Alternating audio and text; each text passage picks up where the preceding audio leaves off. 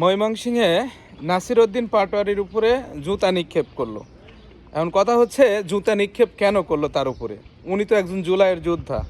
ভাই, রাজনীতিতে আলোচনা সমালোচনা দুইটাই থাকবে, কিন্তু নাসিরউদ্দিন পাটোয়ারি সাহেব যে ধরনের আলোচনা করেন, এটা হচ্ছে মানে সচরাচর যে আলোচনা বা যে ভাষাগুলো, এই ভাষাগুলো মানে কি বলবো, এই ভাষাগুলো আসলে অরুচিকর ভাষা।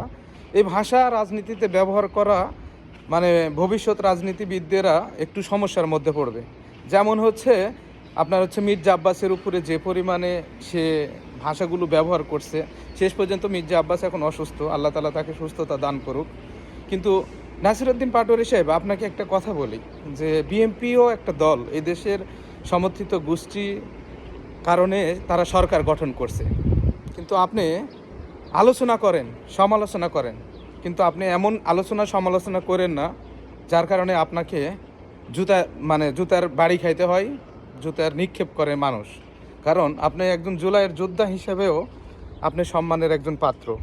কিন্তু এইখান থেকে আপনার জুতার বাড়ি খাওয়া, জুতা নিক্ষেপ করা, এটার অর্থ হচ্ছে আপনি হলো মানে আপনার ভাষাকে সংশোধন করেন।